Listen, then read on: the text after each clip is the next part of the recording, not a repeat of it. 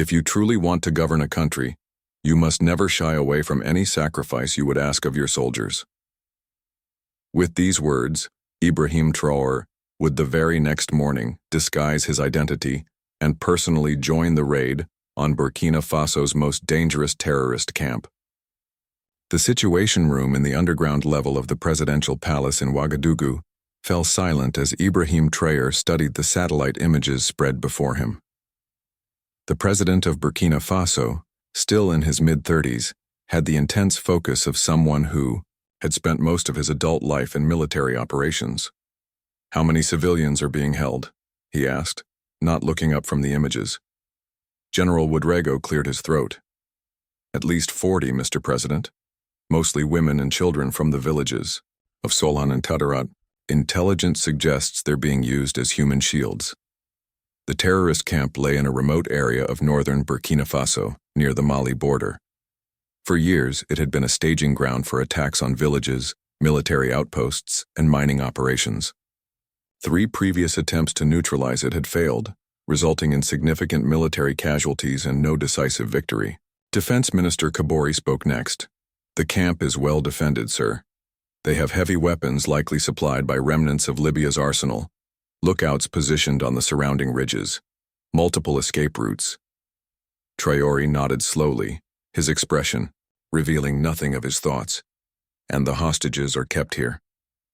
He pointed to a cluster of structures on the northwestern edge of the camp. "Yes, sir. According to our intelligence." Traoré straightened, making eye contact with each of the 6 military leaders gathered in the room.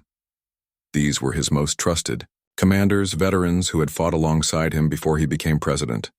"I've made a decision," he said, his voice calm but firm. "Operation Desert Hawk will proceed tomorrow at 0200 hours. Special Forces Team Alpha will lead the insertion. The primary objective remains the same: secure the hostages, then neutralize the camp." The commanders nodded. This was expected. What Traoré said next was not, "I will personally accompany Team Alpha." The silence that followed was absolute. Then, all at once, voices erupted. "Mr. President, that's impossible. The risk is unacceptable. Security protocols expressly forbid." Traoré raised his hand and the protests immediately ceased. "My decision is final. I will not ask our forces to undertake risks I am unwilling to share. This operation is too important to delegate entirely. You need to see firsthand what our troops face in the field." General Ouedraogo, the most senior officer present and Traoré's former commander, stepped forward. "Sir, with the utmost respect, you are no longer just a soldier. You are the head of state. Your capture or death would be a strategic disaster for our nation." Traoré's expression softened slightly. "I understand your concern, General, but consider the message this sends, not just to our enemies, but to our own people and forces. A leader who fights alongside his men earns a different kind of authority than one who directs from afar." He turned to the topographic map of the target area.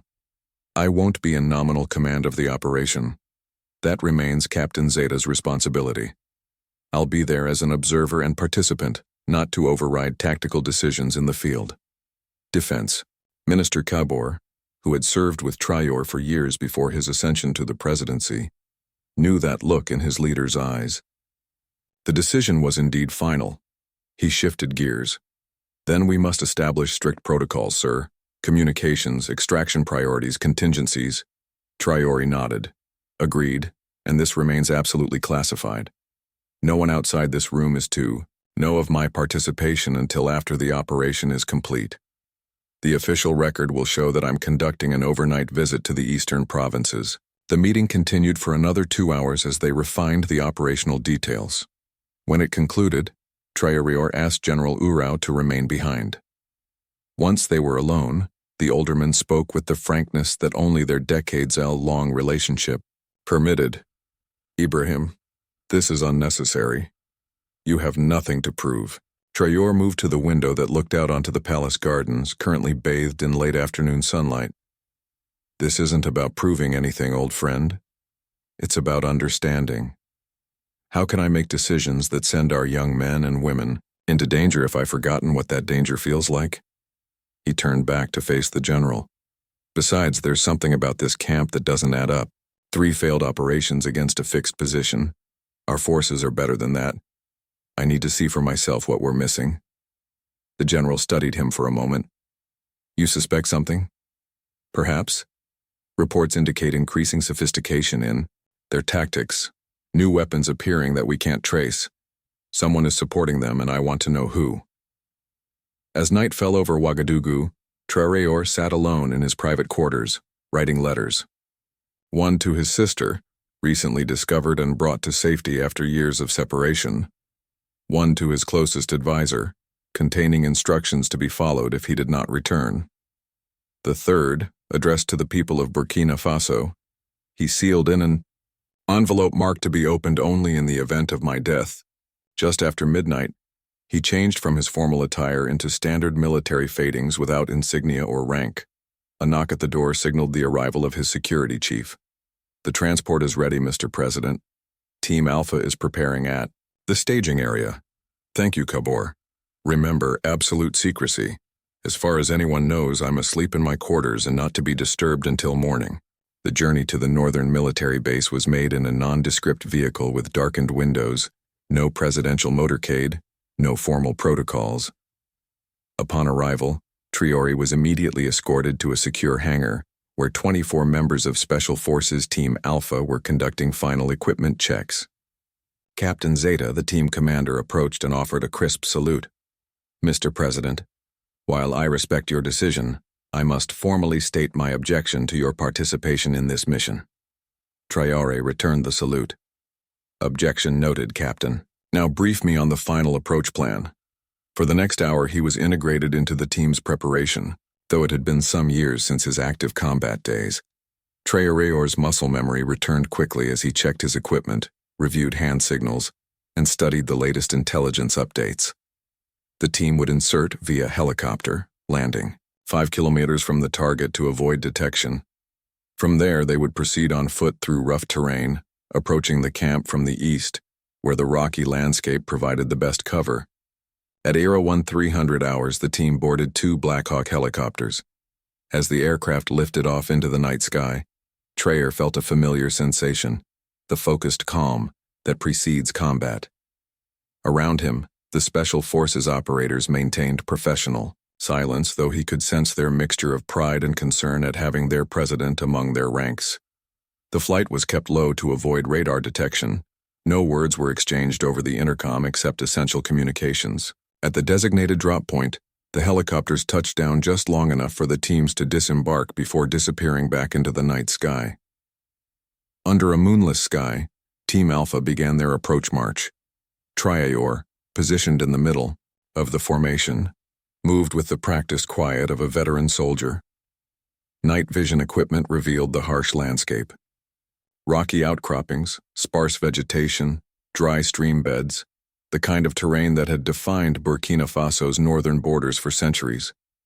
2 hours of careful movement brought them to the ridge overlooking the terrorist camp. Captain Zeta signaled for the team to take observation positions. Traoré settled beside him, using high-powered binoculars to study the layout below. The camp was larger than the satellite images had suggested. Multiple structures formed concentric circles around a central area. Armed sentries patrolled the perimeter, but their pattern seemed irregular, almost haphazard. Something wasn't right. Captain Traoré whispered, "Those guards aren't maintaining proper security protocols. Look at their movements." Zeta observed for several moments. "You're right, sir. They're too casual, too confident." As if they're not expecting an attack, Traoré finished the thought. Or they're prepared for one, Zeta concluded grimly. Traoré felt a chill that had nothing to do with the pre-dawn desert air. "Change of plans. I want thermal scanning of the entire perimeter and send 2 men to check that ridge to the north. There should be a sentry post there, but I'm not seeing any movement." While they waited for the scouts to return, Traoré continued his observation. The cluster of buildings where intelligence indicated the hostages were being held showed no signs of activity, no guards, no movement, no light. When the scouts returned 20 minutes later, their report confirmed his suspicion. "No hostiles on the northern ridge, sir, but we found this." The soldier handed Zeta a small device, who then passed it to Traoré. It was a sophisticated motion sensor European manufacturer, not the kind of equipment typical terrorist groups in the region had access to. "And the thermal scan?" Traoré asked. "Something's wrong, sir," replied the team's technology specialist. "I'm getting cold spots where there should be heat signatures. The hostage buildings, they're empty." Traoré's mind worked rapidly, connecting pieces. "It's a trap. They knew we were coming." He turned to Zeta. "Abort the mission. Get the team back to the extraction point immediately." Before Zeta could relay the order, a blinding light suddenly illuminated the ridge where they were positioned. The roar of vehicles and shouts in several languages, including French, echoed through the night. "Ambush!" Zeta called out, but it was too late for a clean retreat. The next few minutes were chaos.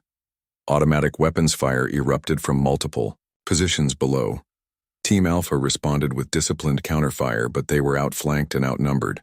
"Fall back to position, Echo," Zeta commanded, referring to a defensive location they had identified during planning. "Protective formation around the HVT, the high-value target, Traoré." As the team began their tactical withdrawal, Traoré found himself at the center of a moving perimeter of Special Forces operators. His combat training kicked in automatically. Move low, move fast, return fire only when necessary to conserve ammunition. They had covered perhaps 200 meters when an explosion rocked the ground ahead of them.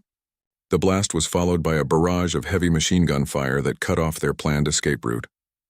"They've anticipated our fallback position," Zeta shouted over the den. "We need to split up." Traoré knew the captain was right. A single large group was too easy to target. "Do it," he confirmed. 3 teams will rendezvous at the secondary extraction point." Zeta quickly divided the unit. Team 1, with the president. Teams 2 and 3 provide diversionary fire, then separate withdrawal routes. As the teams prepared to split, Traoré made a decision. "I'm going with Team 3. Zeta looked stunned. "Sir, protocol dictates. Protocol won't matter if none of us make it out." Traoré cut him off. "They'll expect me to be with the largest group, or the best protected one. Team 3 has the most difficult extraction route. They'll be looking for you least there." Before Zeta could protest further, Traoré continued. "This isn't a request, Captain. Team 3 now." Minutes later, Traoré was moving through the rocky terrain with just 5 operators. The sounds of intense firefights echoed from where Teams 1 and 2 were creating the diversion. The ruse seemed to be working. No pursuit had yet materialized behind them. The team leader, Lieutenant Sankara, led them through a dry stream bed that offered cover from both sight and fire. They moved in silence, communicating only through hand signals. Traoré kept pace, his breathing controlled despite the exertion and tension. After nearly an hour of evasive movement, they reached a small cave that had been identified in pre-M mission planning as a potential safe house. Lieutenant Sankara posted 2 men as lookouts while the rest of them took refuge inside. Status report. Traoré requested once they had established temporary security. Teams 1 and 2 have both reported successful disengagement, Sankara informed him after checking his secured communications device. They're proceeding to separate rally points. 2 casualties reported, 1 minor, 1 serious but stable. And the hostages? Any confirmation? Sankara's expression darkened. Negative, sir. Captain Zeta conducted a remote thermal scan of the entire camp during withdrawal. No civilian heat signatures detected. It appears the hostage situation was fabricated to lure us in. Traoré absorbed this information with a grim nod. His suspicion had been correct. The entire operation had been compromised from the start. But how and by whom? The lieutenant continued. Sir, we've analyzed the weapon signatures from the ambush. Not standard terrorist arsenal. We identified French famous rifles and what sound like Belgian FN Minimus, European weapons Traoré amused in the hands of supposed regional terrorists. Interesting. He moved to the mouth of the cave, peering out at the lightening horizon. Dawn was approaching. Did you get visual confirmation of any of the attackers? Yes, sir. Mixed group. Local fighters, but also several Caucasian individuals. Military bearing, not contractors. The pieces were falling into place. Special forces. French most likely. Possibly with Belgian support. He turned back to Sankara. This wasn't a terrorist trap. This was a state-sponsored operation. The realization hung heavy in the air. This wasn't just an attempt to eliminate a troublesome terrorist cell. It was an attempt to eliminate him, the president of Burkina Faso, a president who had recently nationalized foreign-owned gold mines, expelled foreign military bases, and begun charting an independent course for his resource-rich nation. Communications check. Traoré ordered. I need to speak to Defense Minister Kabore immediately. While one of the operators established a secure connection, Traoré considered his options. The presence of European Special Forces operators on Burkina soil without authorization, conducting what appeared to be an assassination attempt disguised as a counterterrorism operation. This was an act of war. Yet direct confrontation with former colonial powers was not a battle Burkina Faso could win through conventional means. This would require a different approach. When the connection to the Defense Ministry was established, Traoré spoke concisely. Minister Kabore, Operation Desert Hawk was compromised. European Special Forces present at the target site. Prepare Protocol Sunlight immediately. Authorization Code Sankara 7 Delta. Protocol Sunlight was a contingency plan developed for exactly this scenario. Irrefutable evidence of foreign military intervention on Burkina soil. It involved immediate diplomatic, media, and military responses, all carefully calibrated to expose the violation without escalating to open conflict. Understood. Mr. President, came the minister's voice tight with concern. Are you secure? Affirmative. Proceeding to Extraction Point Delta with Team 3. Expected arrival 0730 hours. Sir, backup forces are standing by. Should we deploy? Traoré considered this. Negative. The engagement is over. They've withdrawn. This was a targeted operation. After ending the communication, Traoré addressed the team. We move in 10 minutes. New mission parameters. Collect evidence. I want shell casings, equipment, anything the attackers left behind. Documentation is now as important as extraction. As they prepared to move out, Lieutenant Sankara approached him. Sir, permission to speak freely always, Lieutenant. What you did tonight, choosing to come on this mission, it was either the bravest or the most foolish thing I've ever seen a commander do. The young officer paused. But I understand why you did it now. You suspected a trap. Traoré nodded. Not specifically this trap, but something felt wrong about the intelligence. Too convenient, too precise. When information seems too good to be true, in our line of work. It usually is. Sankara finished. The team moved out at first light, carefully, backtracking toward the ambush site. The attackers had withdrawn as Traoré had predicted. They collected spent shell casings, abandoned equipment, and most valuably, clear boot prints that matched NATO standard military issue. By mid-morning, they had reached the extraction point where a helicopter waited to return them to Ouagadougou. As they lifted off, Traoré looked down at the harsh landscape below, thinking of the centuries of foreign intervention that had shaped his country's history. Today was supposed to have been another chapter in that long story. The elimination of a troublesome African leader who dared to reclaim his nation's resources. Instead, it would become a turning point. Back in the capital, Traoré wasted no time. Still in his dust-covered combat fatigues, he convened an emergency meeting of his Security Council. The evidence collected was laid out before them. French and Belgian ammunition, communications equipment, photographs of boot prints with NATO treads. This was not a terrorist camp, Traoré explained to his assembled ministers and generals. It was a killing box designed specifically to eliminate our Special Forces team, and I believe me personally. Defense Minister Kabore reported on the implementation of Protocol Sunlight. Foreign media has been alerted.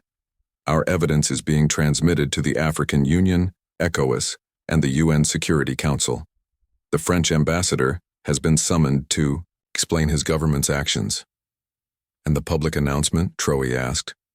Prepared as directed, sir, awaiting your approval to broadcast. Traoré nodded. Schedule it for 1800 hours, prime viewing time. I want every citizen of Burkina Faso to understand exactly what happened today.